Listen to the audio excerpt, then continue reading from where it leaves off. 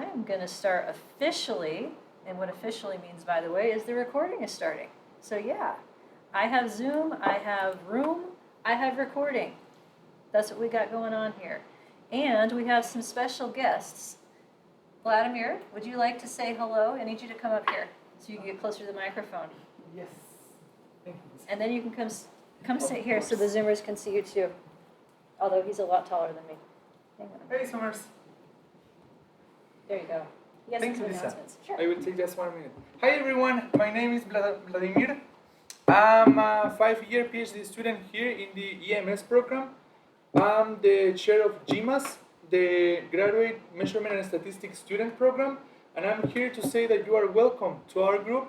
We are trying to build a net among EMS students, so if you are taking any course in the EMS program, or you are part of the PhD or the Master, you are welcome. We have meetings the first Friday every month. Our first meeting this semester is next Friday, September 5, 3 p.m. to 4 p.m. here in this building, second floor. Room is S1, 110 or 201. You will receive more information from our communications chair this week. If you don't receive that information, you can email me. How can we do that? Why don't you send something to Mestat and I'll forward it to the class? Yes, the thing is, there is a list of students in the MS program, but we don't have everyone there. So given that we don't have everyone, not all people receive that information. That's what I'm here spreading the word. So you are welcome in that group. If you are interested, you can ask questions. We have a Discord group in which we share news, we share different kind of information, and we try to build a community here in the MS program.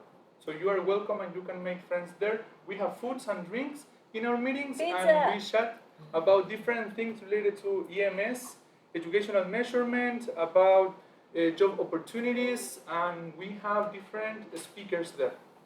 Okay, so thank you so much. Thank you. Nice to meet you. All right, I'm back. There we go.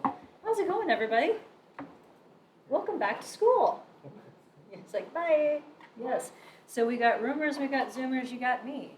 This is where our stuff is. Y'all got the link to the webpage? I am Lisa. I will be your instructor. You can call me Lisa. It's not Lessa or Lisa, it's just Lisa, like you normally say it, just spelled wrong, so to speak. If you really want to call me Dr. Hoffman or Professor Hoffman, go ahead, but you don't need to, it's fine. The story behind my name, I was supposed to be an Angela. And then when I came out, my mother decided that I looked like a Lisa instead, but not the regular kind. So this is where we're at. I don't mind my name being different. It usually takes a minute for folks to figure it out. And I have met like 5 or 6 other Lisas that are spelled this way, which is always exciting when that happens. But it means that if you ask the Google about Lisa Hoffman, you will find my webpage very quickly. So if you don't have the link, you can just ask the Google about it. I keep all my teaching materials free access. I don't use Icon for things because you would lose access to the materials after you leave the class that way, and they live on. And if 2 years from now, when you're working on your dissertation or something, you want to refer back to these materials, they will live forever on the internet.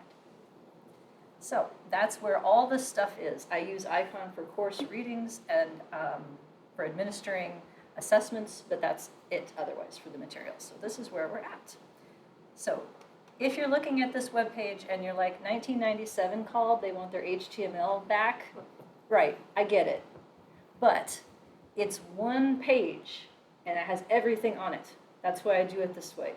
So what you will see after information and links to various things like Zoom link for office hours, links to the TAs who are going to introduce themselves in just a second, and references to all the software things, the documentation. Each day you will have the lecture materials for that day, and after class is over, I will post a link to where the recording is on my YouTube channel. So there will be a playlist for this class specifically. If you want to, you can smash that like button and hit subscribe. If you want, that way you can get notified as soon as the next video is ready, or not. But I keep things on YouTube because, again, other people can benefit from it. And especially in this kind of context, if you're sitting in class and you're listening and you thought to yourself, you know, if she had just said that one more time, I could have got it. Well, guess what? You can have it as many times as you need until it sinks in. So that's where stuff will be. Yeah, and then whatever readings go with things are over here as well. So I did make a PowerPoint to keep myself from rambling too much on the first day of class when I've had way too much caffeine. So lecture 0 is where I'd like to start. We good with that? Yeah. All right, cool. Yeah, thank you for answering my rhetorical questions. I appreciate that. I am shameless at encouraging audience participation. So welcome to this course.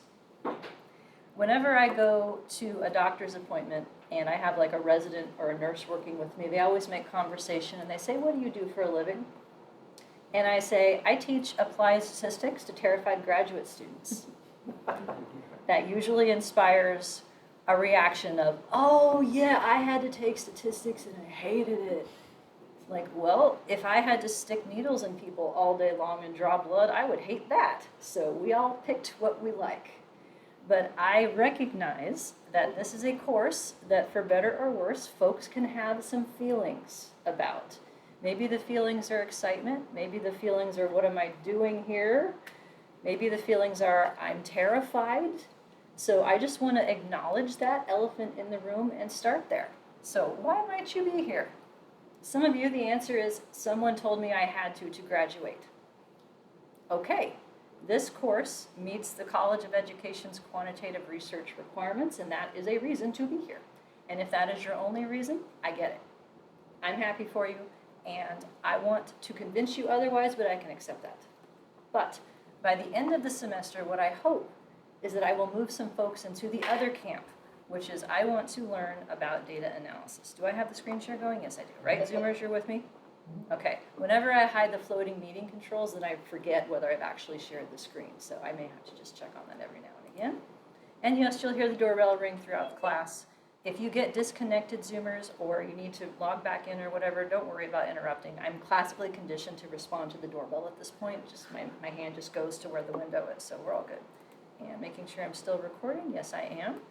Just so you know, this is what I'm using for software. I don't record inside Zoom. This is OBS. It's a free software thing. And what is being captured is the screen share, so what's on the podium behind me, and my audio, and whatever audio this microphone picks up.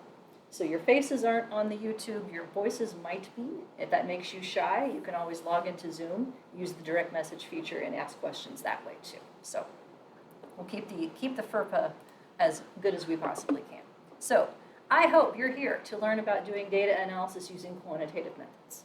This is not a statistics course. It's really unfortunately named, quite frankly. It's not a good brand. Quantitative methods is basically, this is what we're here to do. So one way in which to answer questions about how things work in life and research is by collecting quantitative data. I'm sure many of you are aware, qualitative data is also another way. That's a whole separate class.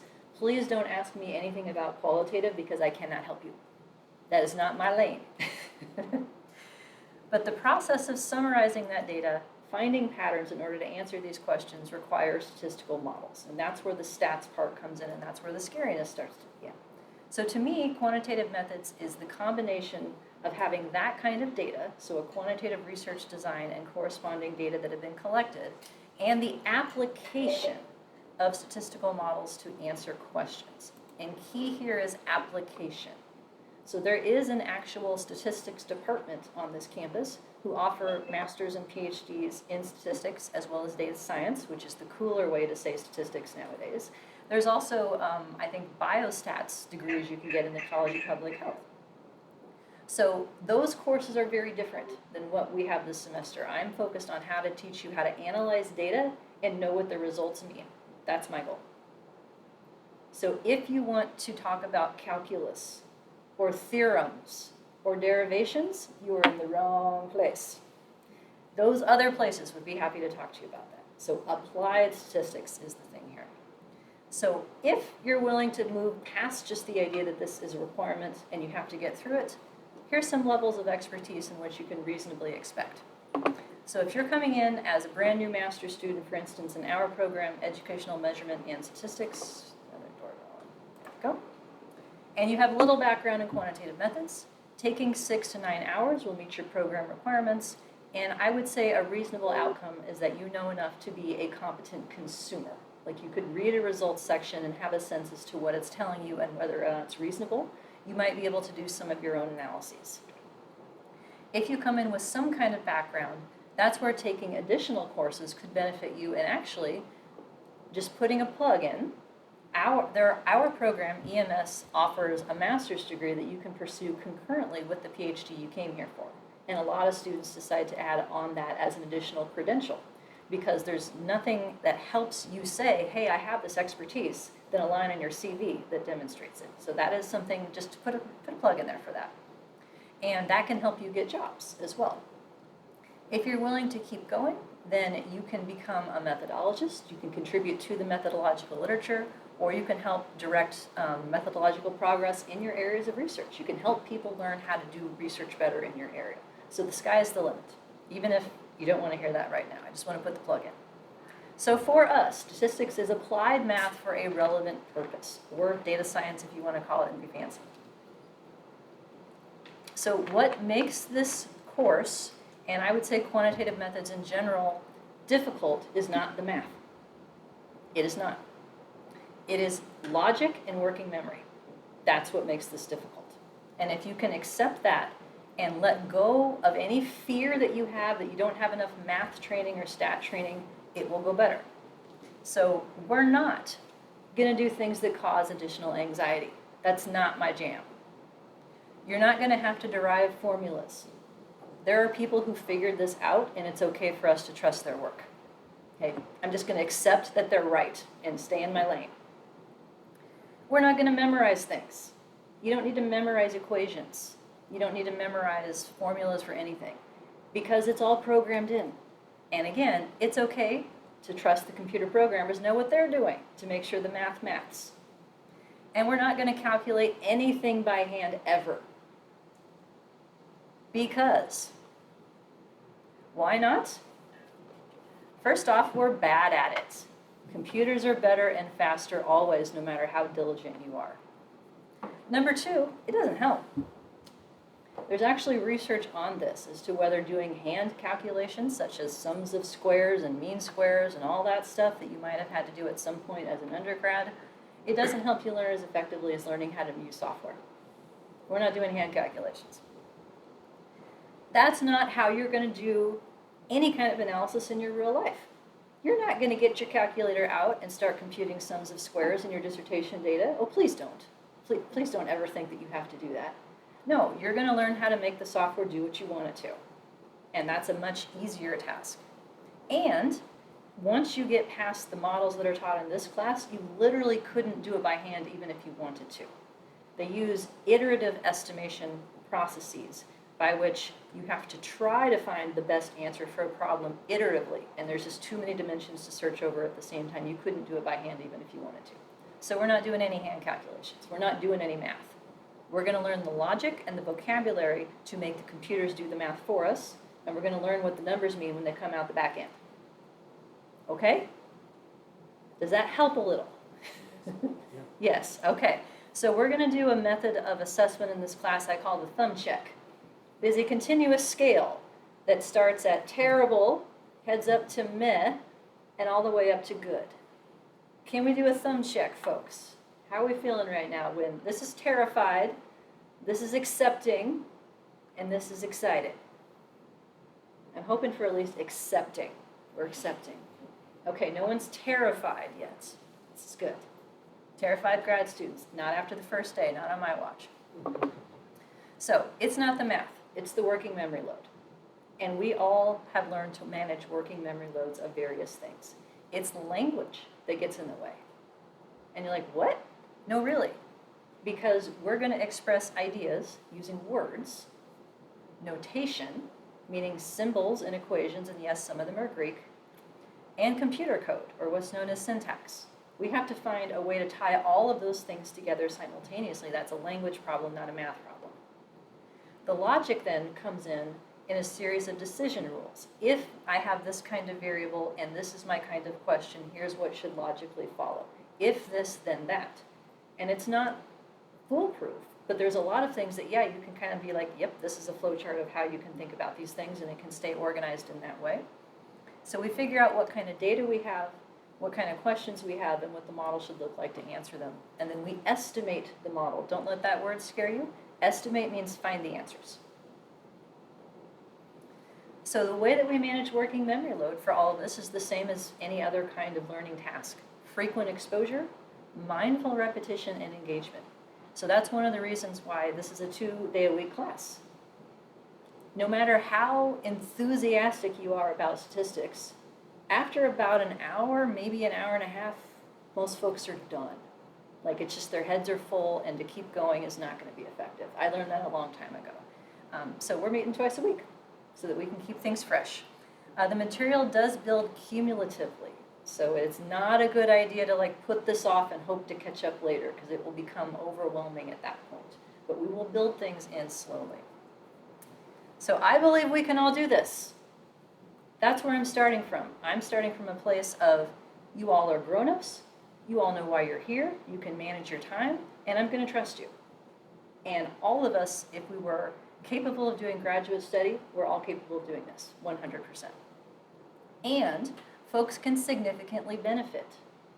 Quantitative methods is one of those things that people don't always want to learn. So if you learn something that other people don't want to do, someone's going to pay you. And that could be actual money, that could be research opportunities, those could be publication opportunities. They can take a lot of forms. I've gotten a lot of benefits in my life because I've chosen this as a profession.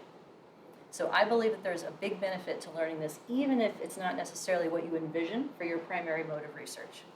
I focus on accessibility and I focus on mastery. I don't care how long it takes. I don't care how many times I have to repeat myself. Just getting it in eventually is the goal. The way that I organize my materials then is a unit consists of a set of lecture slides and then one or more examples that go with it. And I have this divided up quite deliberately. The slides are always more conceptual. They're focused on the what and the why. I have some examples in there, like I'll give some results, for example.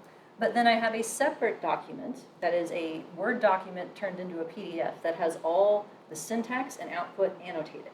So you're not running things along with me in class, because that's a real easy way to get lost. And then Hillary's nodding. Yes, we hate that, don't we?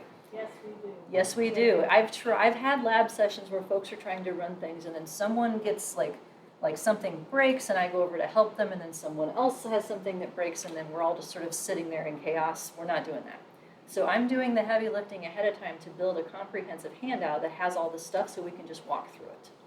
And all of the source files for that will be given so that you have the raw files that you could run if you want to and to use as the basis of your homework. But these documents then are going to explain how to actually do the stuff in the software. And I'm focusing on 2 different software packages. I'll talk more about those in a minute, Stata or R. The only one that doesn't have a dedicated example is the first unit. And I'm going to have videos instead that I need to update for this year. Like, if you've never opened these programs in your life, like how to do that and how to get started, because it's not obvious necessarily. So, and all of these materials will be at the course website hosted outside of Icon. That way anybody can grab them at any point in time and they will live on as long as I have them. So, all right, how we doing? Okay, how about we meet the TAs? Is that a good time for that? Come on up here, folks. They're going to come in front of the camera so you can see them too, Zoomers. Okay, whoever wants to go first. Ladies first. All right, so I'm Hillary Douglas. I am a sociologist, and I was terrified my first stats class, and I cried. And then I took Lisa's classes, and then I found out, no, I can actually do this. And now I've taken like some pretty high level stuff, and I'm just trying to help other people like gain that confidence to be able to be like, hey, yeah, I can do this. Like, I don't have to be awesome at math to be able to do good, strong, quantitative research. So, And Hillary is volunteering for class credit. We want to tell them why you're doing that? because I want to get better at teaching statistical sorts of things. A lot of times it is really scary, and I've been on that receiving end and been terrified and crying in class. And I'm not exaggerating, like I literally have cried in stats classes. And I don't think that was necessary. It didn't need to be a crying thing. It could have just been like different. And so I'm trying to learn how to get better at teaching that. And it's something that other people don't want to do.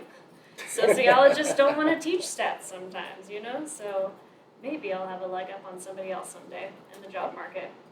Yeah, if you can market yourself as having, your area of research and your specialty, but then also being able to teach methods courses beyond that's a big way to set yourself apart from competitors. So, Yeah.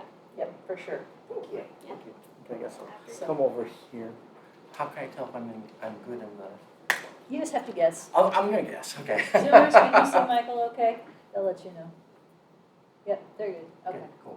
All right. My name's Michael Heron. I'm actually very happy to see at least two students here. They were in a class I was TA before. I'm in the Educational Measurement Statistics program. I've taught statistics at a different institution for 20 plus years. And I am here getting a PhD in Educational Measurement Statistics. I'm here, I've been there, done that, I've done what Lisa's doing, and my goal is that everybody passes. Yep. That's the goal, and 100. there we go. That's me, simple me. So, thank you. So they are going to be holding office hours, right? Let's go back to the schedule for that, since that's a good point. So we have office hours every day. So I put together, for my own edification, actually, a summary on here of where you can go. But I have Mondays over the lunch hour, and I have Wednesdays at 3:30. Tuesdays, Michael is in the morning and Hillary's in the afternoon. And Thursday is Hillary's in the morning, and Fridays, Michael's in the morning as well. So 5 days a week, you can find somebody to talk to. That's the idea.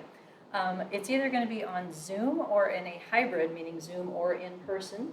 It's group-based. It's first come, first serve for office hours. So you don't need to make an appointment, and you just show up, ask your question, and you can leave. Or you can actually hang out and work on homework in case you have more questions. Some people build that into their schedules because then it's more efficient than emailing or waiting. That's totally fine. So those are resources. Regardless of whether you're in the Zoom section or the room section. I call them roomers and Zoomers, respectively, here. Roomers, you can come on Zoom, and Zoomers, you can come in the room. It's an administrative distinction, the two sections, it's all one big party, okay? So that's all good. So I have office hours on Zoom because it's more convenient, and also because the first thing people say is, can I share my screen and show you my code? Every time. So it's actually a lot easier ergonomically to make sure I can read people's screens than going up to their laptop and doing this and getting in their personal bubbles. So, anywho. All right, so what we are not going to do, I'm not going to teach statistics in the usual way that this material is taught.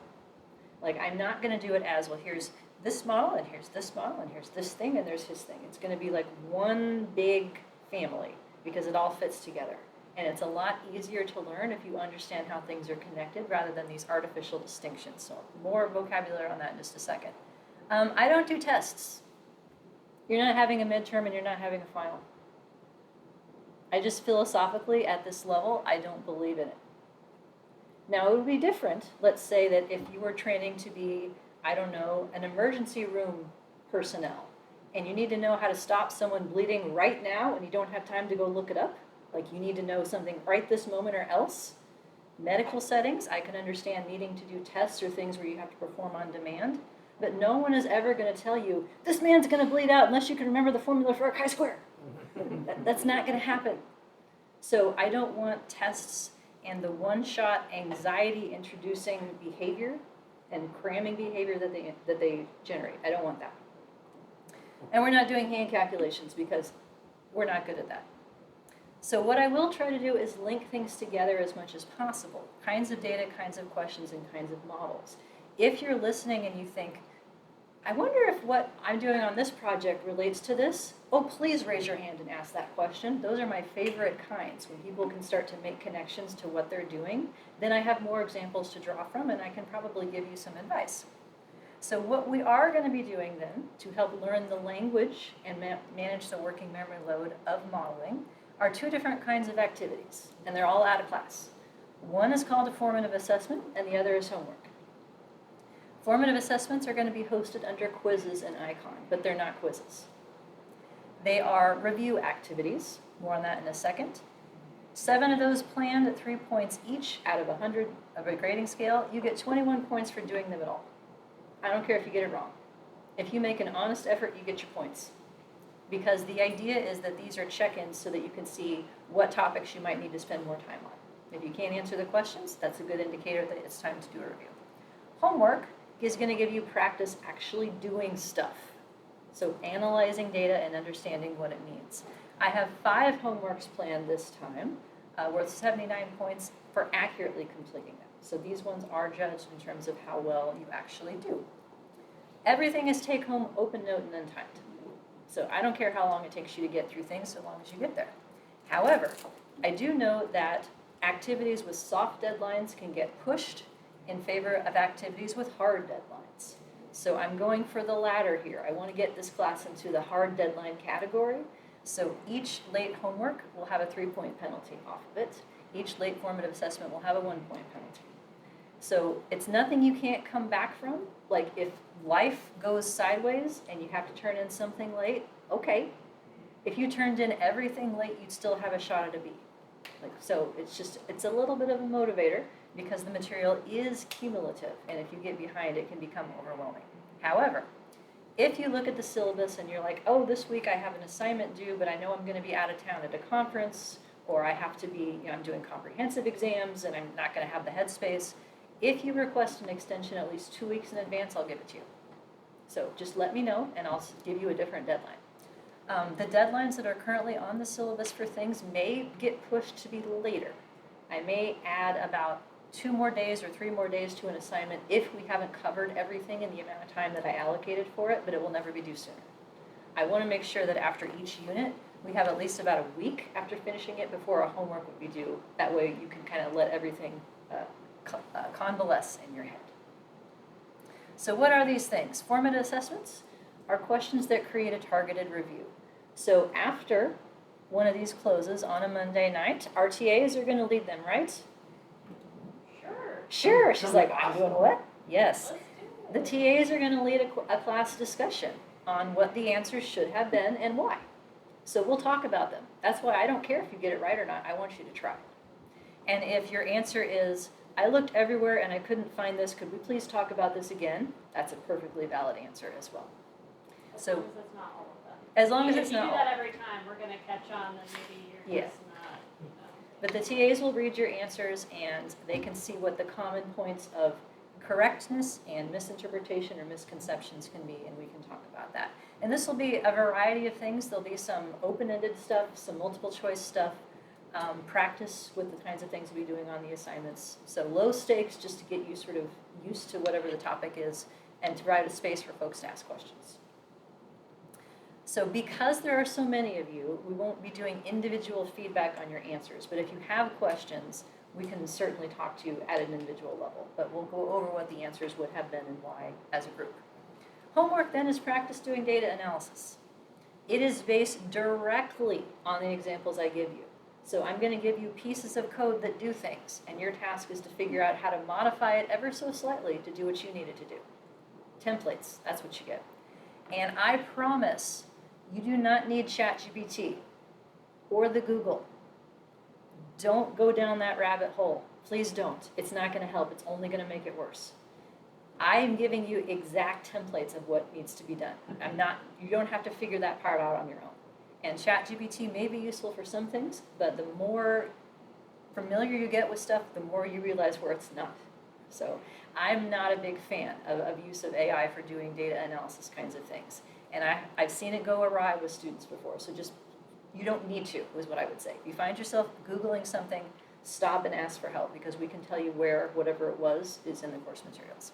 So the way homework is going to work is very different than the homework that you're used to. Have you heard about my homework system from any of your upperclassmen course mates? No? No? Oh, you're going to like this. I promise. Lovely. It's awesome. See, the TAs are here for it. So what's going to happen is you're going to log into a web page, and you're going to, for each assignment, have a data set to download that's your very own. All the data sets were created with a common story and a common set of variables, but I use your ID number as a random seed by which to generate an individual specific data set. So that means you all have your own answers. And in the web page, for each, let me see if I have, two kinds of questions. One is computation. So I might ask for a particular number on your output. So that means you have to recognize what I'm asking for, figure out where it is, and then put it in there. You'll enter it into a text box. And if it's right, you know what happens? It turns green. If it's wrong, the box has a red outline on it, and you try again. And you try as many times as it takes until it turns green. And I will not know or care how many times that is. That way, you know that you're on the right track. You did something right. And the way that I structure the questions is to check. Like the first question is basically going to be, do you have the right ingredients in your model, the right variables? If you get that number right, that's what it means. Then is it set up correctly in terms of how the variables are specified? There'll be a number that tests that. And then you get to, what do these numbers mean? So you will know that you're on the right track. And about half the points on these assignments are of that kind. So once you get everything green, you'll know you're halfway there. But just getting the output is only part of the problem. What you really need to be able to do to use these models in your research is interpret the numbers, not just generate them. Any idiot can generate numbers. ChatGPT can generate numbers, but it can't tell you what they mean necessarily. So we have, after you get all of the results for a given model, essentially a paragraph completion, where for each number, I will ask you a question or two about what it means, and there's a drop-down menu of choices. And because it's multiple choice, you don't get immediate feedback. That would be sort of silly. But after you turn in the assignment, then you will see which answers were right, and if not, what they should have been. So you do get feedback at the end of it. And because none of you has used the system before, there will be a homework 0. I will put that together for next week once I figure out if we have all the adds and drops in place. And you get 1 point extra credit for answering questions about the syllabus. It will be very short. The idea is for me to make sure that you can all access the system and for you to get a chance to practice it before we start to do anything that would be more points. So I hope that this process makes homework less scary. Students have told me that it feels like a game, like they get a little boost of adrenaline when they see the stuff turn green. It's really satisfying. That's what I've heard. But the reason that I like it is because it essentially replicates myself. Because if you don't have the right answer, you can keep working and try to get to that point as opposed to necessarily needing a person to tell you after the fact that you got it wrong. I've been using the system for about 15 years. It's worked well in my estimation. But if there's things that are unclear, like if you don't understand the instructions or you don't understand what the choices are or something, absolutely, then we talk about why that is. In terms of these results sections, because it's multiple choice, you can't just say, is this right? I can't answer that kind of question. But what I can do, and what the TAs can do in office hours, is let you walk through your logic. I picked this answer because this and this and this, and we can tell you if the logic is correct. If the logic is incorrect, then it will probably show up as incorrect answers in multiple spots, because a lot of this is really algorithmic. And at the end of this, hopefully you will have a template of what a results section would look like when you're using these kinds of analyses to take with you in the future. They're structured in such a way as this is how I'd write this up for publication, which is the ultimate goal. Okay, how are we doing? We need a thumb check? Oh, 2 thumbs up. We're getting further up. Zoomers, are we doing okay? Ish? Okay, Zoomer thumbs, yes. I don't believe I think there's a thumbs down button on Zoom, but not a thumbs sideways. So if you want to invent one, just, pick some other icon or something for that. That's totally fine. All right, so what are we supposed to do then? My job is to answer your questions. I know there's a saying, there's no such thing as a stupid question. There's really not. Because one of two things is going to happen anytime someone answers a question. The first is that someone else is going to go, oh, thank God, because I had that question and I was too afraid to ask. I didn't want to look stupid. And so you've made someone's day by helping them out.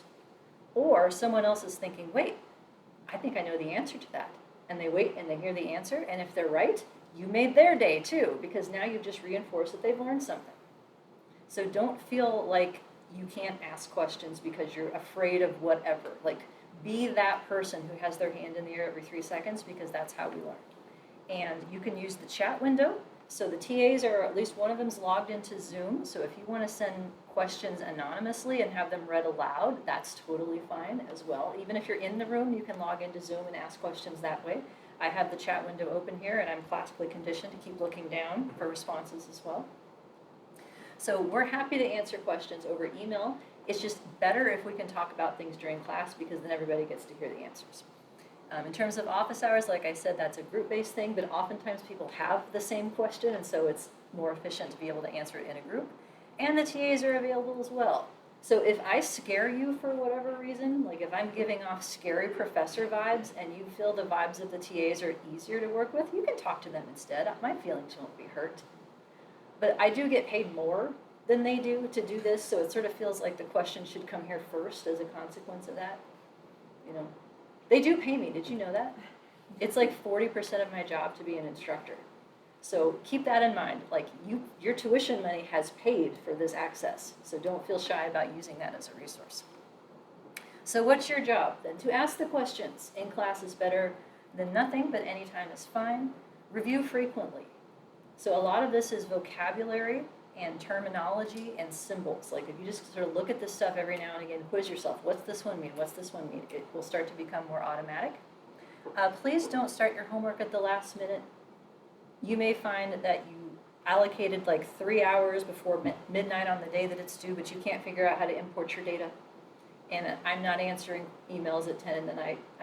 There's no good thinking that happens from me right then, so that won't go well.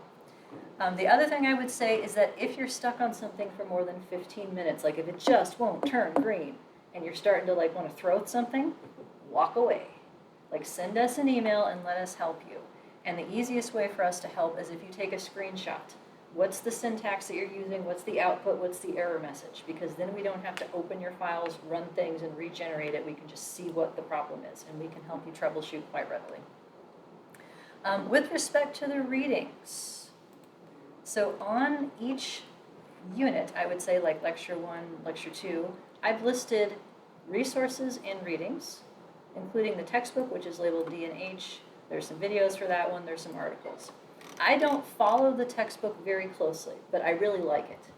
I feel like they do a good job of explaining things in a much more thoughtful and detailed way than what I can cover like in a lecture. So I would encourage you to do the readings, but you don't have to read them all for that day. So I've listed the readings for like the whole unit, not just for that day. And I think it will probably go better if you do readings to do them after class. Like, let me have the first shot so that you know what you're reading about. And then I think it will go better. The textbook is at the library online. So you can log in and look at it for free as an ebook from anywhere. The rest of the articles that are on here are under icon in a zip folder under files. So those are just all in one spot that you got here. Yeah, there we go. And last but not least, if you get through all this stuff, you've done all your homework, something else you can do is practice. Start running this stuff on data you care about, because that's really when the magic happens. This class is too big to allow us to do like individual specific projects or things. But if you want to bring questions about research you're working on to me or talk about it during class or office hours, that's completely fine. It's actually better than fine, because then we have more examples to pull from. So putting this into practice will help you more than anything else. Attendance. I want to see you all. I really do. But I'm going to trust you too. So it's not required. I would not recommend not coming, because you can't get your questions answered as readily, but it's not required. If you miss a class or two, you don't need to tell me. It's fine. If you ghost me for a month, then I'm going to bug you. Okay? Is that fair? All right, unless I have some agreement with you ahead of time, I don't cold call on people very much, if at all, so you don't need to worry about that. I did make a deal with a student once who did ghost me, and I sent him an email and I'm like, why aren't you coming to class anymore? And he said, I'm so anxious you're gonna call on me the whole time that I can't sit there and take it.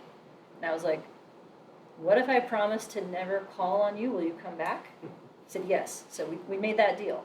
So if you're someone who does not want to talk at all costs, that's not a reason not to come. I'll work with you where you are. If you're sick, please don't come. Go on Zoom or just take a nap and watch the video later. This room is too small for us to be here. You won't miss out because I got the recordings. So the recordings are on YouTube. I have a YouTube playlist for each class. I've had one since 2017. The reason that I use YouTube is not only because it's public facing and therefore accessible after the semester ends, but because it generates transcripts that are searchable. Do you know this feature?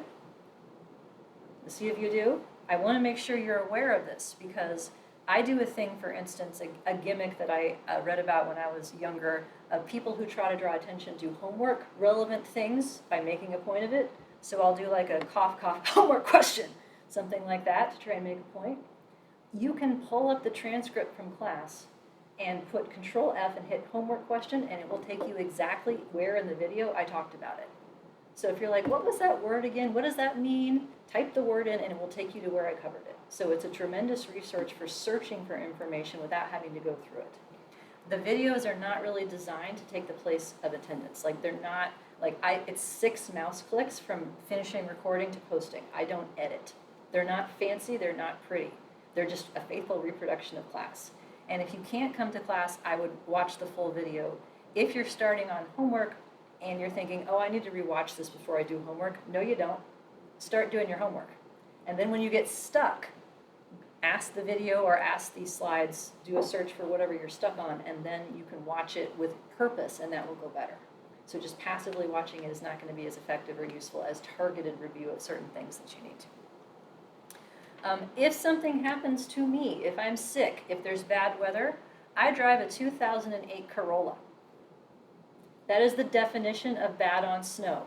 Okay, if you look it up in the dictionary, you see my car like skidding on ice on the street outside my house with my neighbors all laughing at me. Okay, so if there's anything that makes it so I'm squishy about coming to campus, squishy means uncomfortable, by the way, that's one of my words, then I'm not coming, and I don't want you to either. So I will move to Zoom if weather is really bad or if I'm too sick and I'm going to cough all over you and infect you, okay? Nothing is more important than our health or safety. So fortunately, we're in a position where there's not currently a global pandemic, but we'll pivot as needed for these kinds of things. If I change the plan, you'll know by 9 a.m.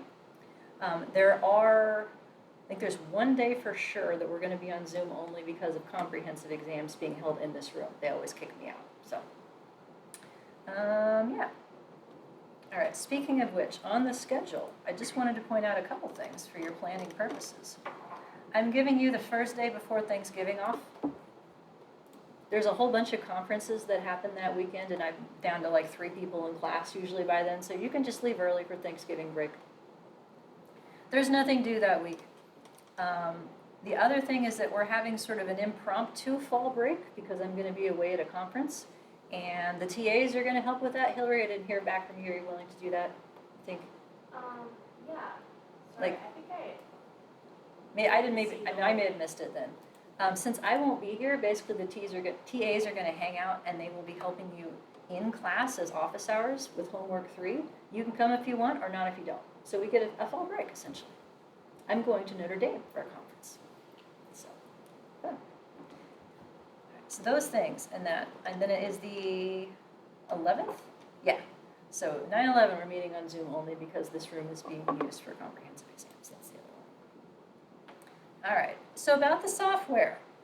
How many of you have used statistical software before? A couple people, maybe? Excel doesn't count. Yeah, so I teach in 2 different packages. So I want to talk a little bit about what those are and how you might choose between them. One is called Stata. I had to look up what it stands for. Here's what it is. And R software, that's the other one.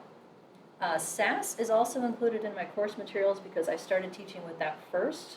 It's not included in the examples we'll talk about in class, but if you use SAS and want to use that instead for homework, you totally can. Does anyone use SAS in this class? Nope, never mind. Forget I mentioned it. It's fine.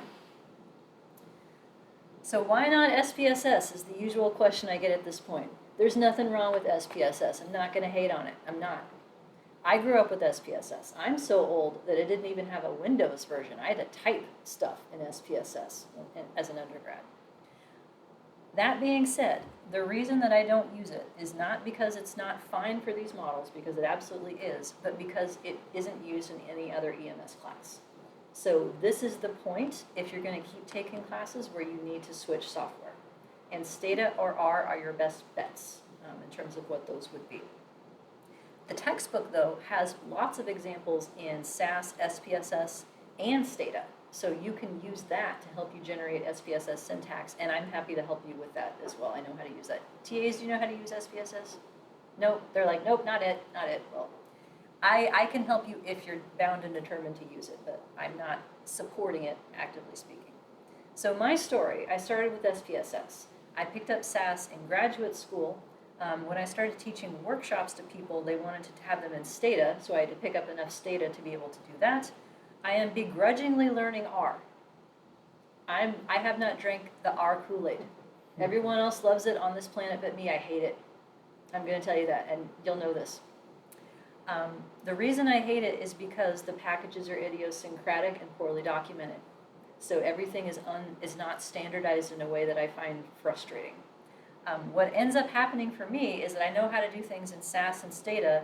I keep trying and fighting with R until I can get the numbers to match, and then I know what I'm doing. So I've done a whole lot of fighting through things so that you don't have to. I'm going to teach you the most streamlined version that I have. R, for me, I try to write code that is as transparent as possible, not as efficient as possible. So if you're used to using these things, like R was used in 4143, I think, there's a few folks in there.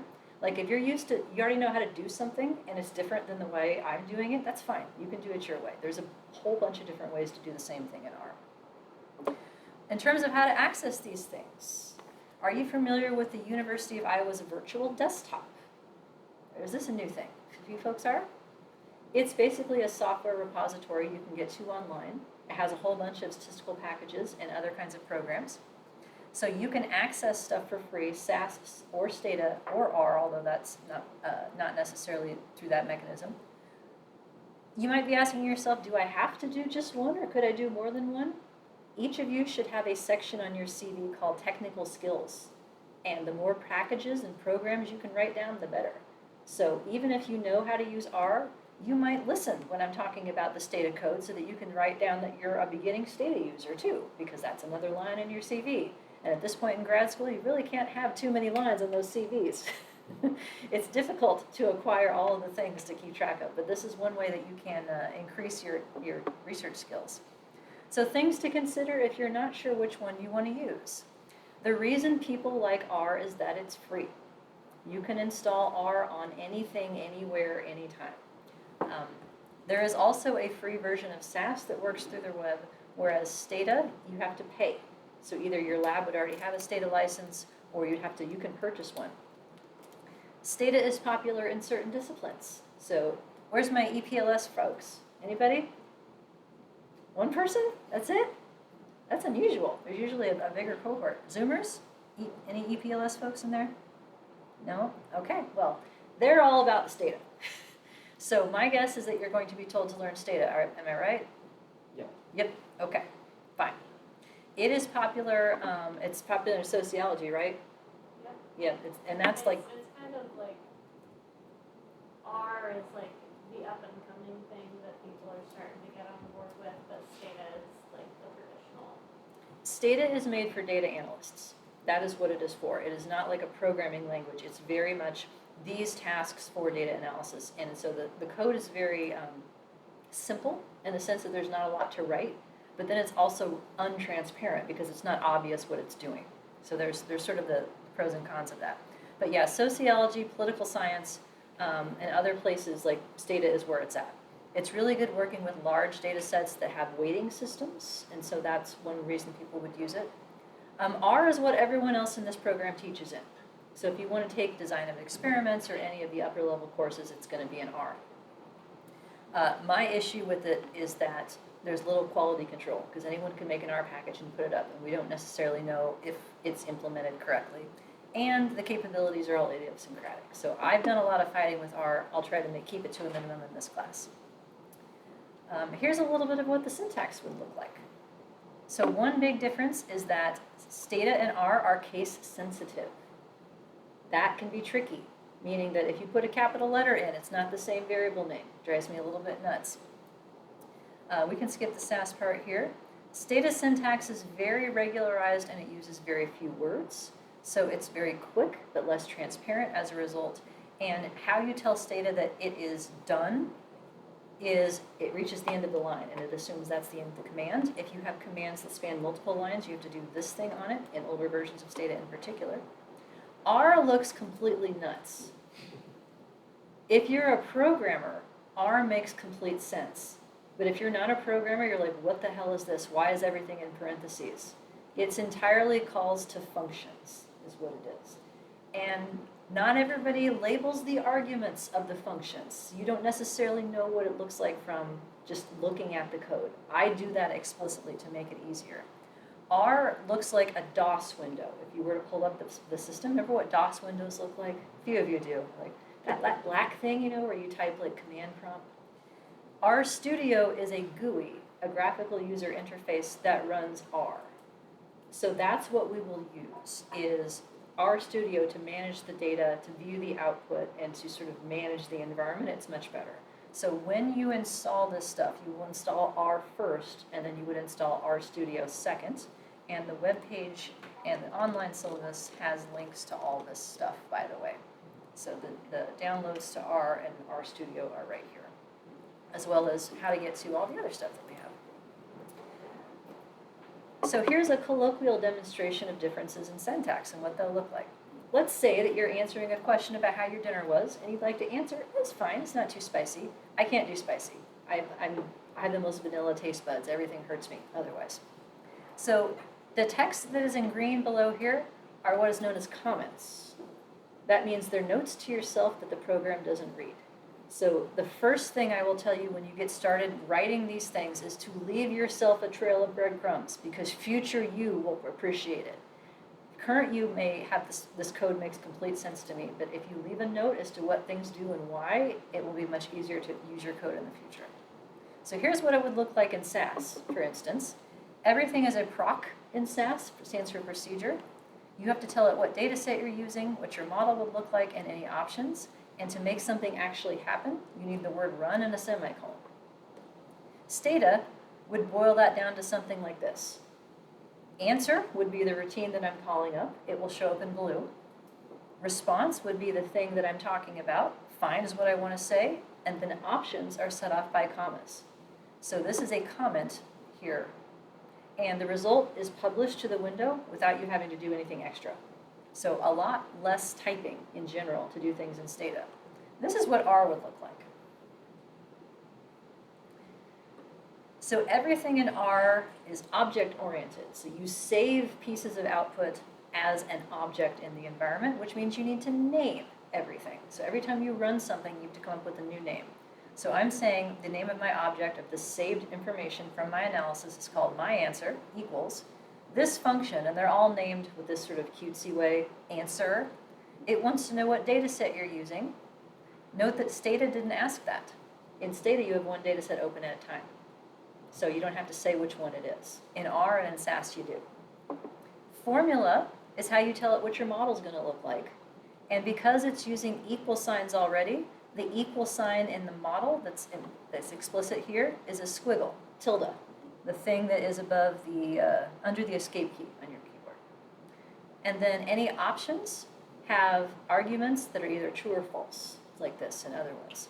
So it looks weird when you look at it, but what's happening is you're calling this routine and you're feeding in all the pieces of information that the routine needs to go as arguments. And if you don't have labels as to what these things are, then this code is basically uninterpretable. And here's the fun part. it doesn't show you the answers unless you ask. It'll do the analysis and save it and then sit there. Oh, did you want to see what happened? My bad. So you have to ask for it as a separate piece of information called a summary. So if you forget this, you won't see your answers, but they'll just be buried somewhere in the R. So just a little bit of what code is going to look like. You'll see a whole bunch of examples of things this semester as well. And if you're looking at this and going, do I have to memorize these things? Absolutely not. No, you don't need to memorize any pieces of code. What I expect you to do is what I do still in my work, and I do this professionally. I figure out what I want to do. I remember what the last time was I did something like it. I go to that folder, I open the file, and I start from there. And then I change it to be whatever I need you to do. So this is the process that I would expect you to follow in doing your homework. Like on the web page, it tells you which example a given homework goes with. So for instance, homework 3 is based on example 3 and the first 2 models from it in particular. So you would pull up the files that go with example 3. For instance, it would be posted here. They will be posted here when they're ready.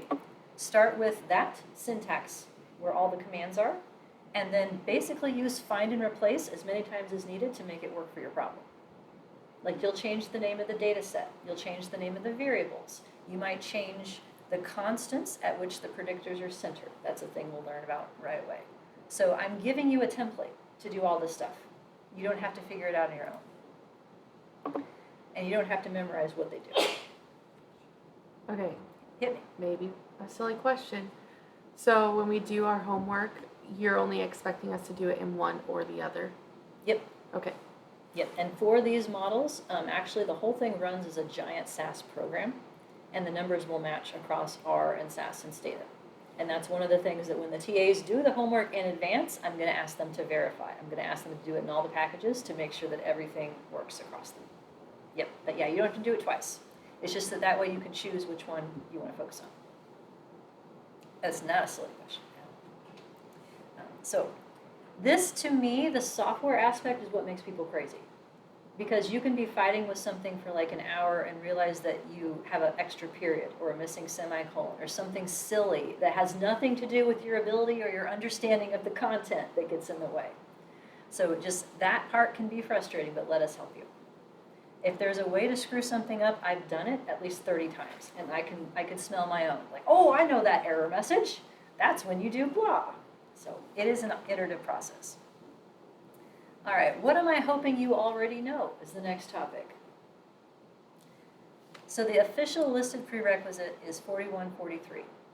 That is our department's undergraduate-ish or master's level-ish introduction to statistical methods. Most of you probably haven't had that course, am I right?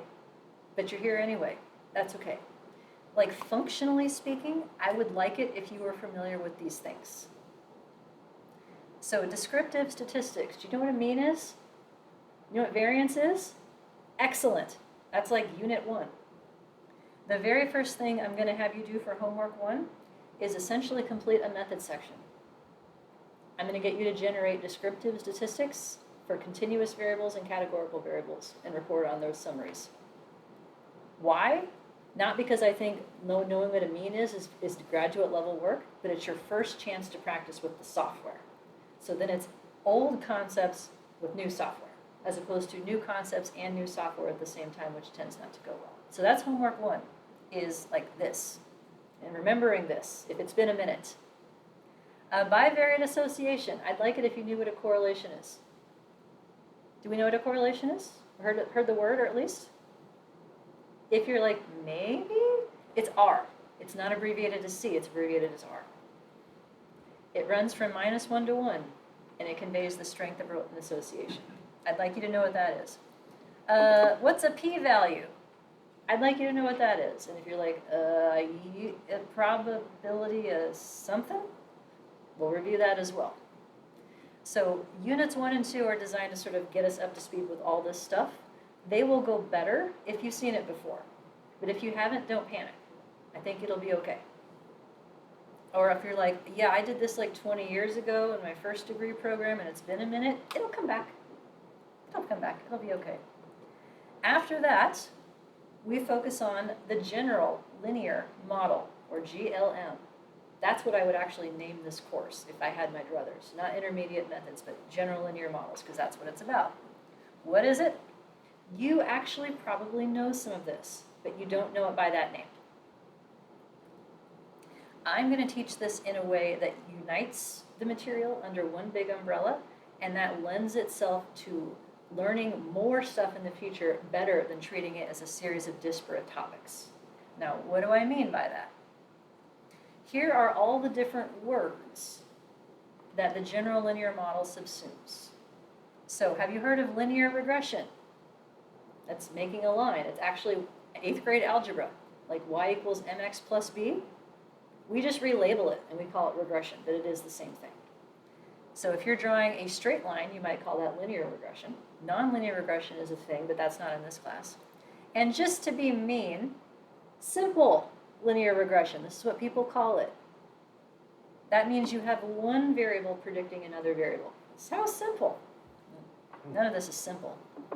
If you have multiple variables predicting something, then it's multiple regression. But these aren't separate ideas. This is all one thing. And I have linear in parentheses to say we're not stuck with this. Not all relationships can be described by a straight line. Some of them need a bendy line. I'll show you how to do that. Have you heard of ANOVA, or analysis of variance? Those words sound familiar? That's under the general linear model. The difference is in what kind of predictor variable you have. If your predictors are quantitative numeric things, amounts, that's called regression. If your predictors are categories, which group you're in, whether you got treatment A or treatment B, that kind of thing, that's analysis of variance, which has nothing to do with variance. It has everything to do with mean differences. But if you have one predictor, like whether or not you got treated at all, for instance, some people would call that an independent samples t-test. If you have a predictor that has 3 or more groups, people would call that a one-way ANOVA. If you add a second predictor that's of groups, people will call that two-way. What if I had a third? Can you guess? 3-way, 4-way, many-way. And if you throw in both kinds of predictors, then it switches names yet again. Analysis of covariance. This is all one thing.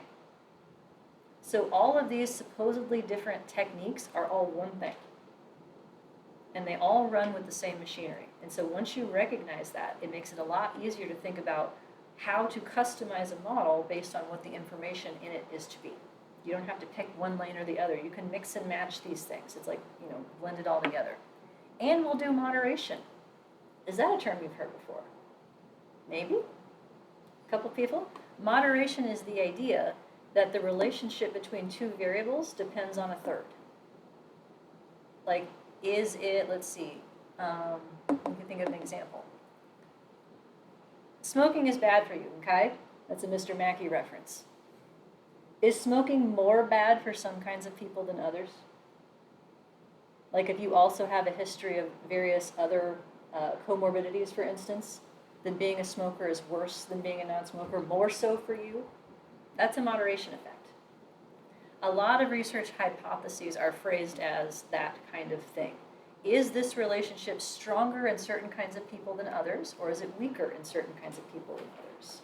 So we'll do that as the very last unit of the semester. Your last homework will be about moderation. So I can almost guarantee, even if you've seen regression before and you've seen ANOVA before, the treatment of interactions will be quite different than what you're used to. But this way of building will allow you to extend your models into the future as needed, in a way that learning things as separate ideas just doesn't. It's harder that way.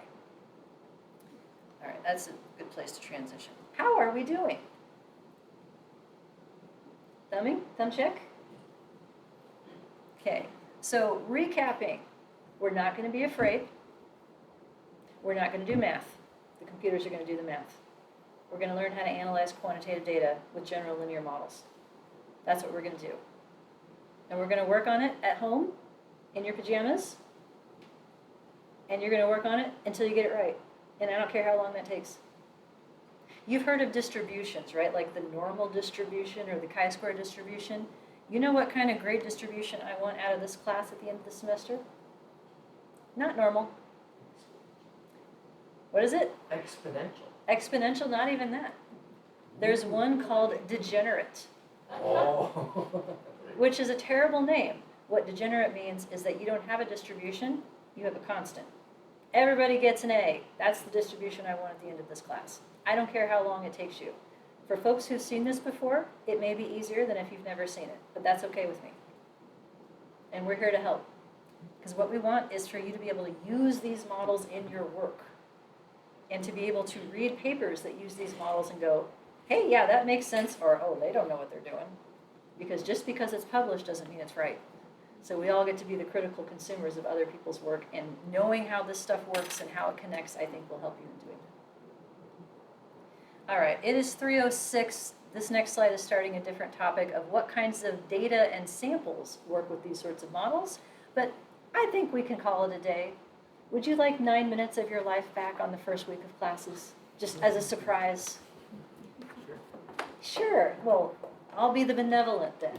Thanks for being here. I hope you come back on Thursday. We'll find out, right? That's where the rubber meets the road.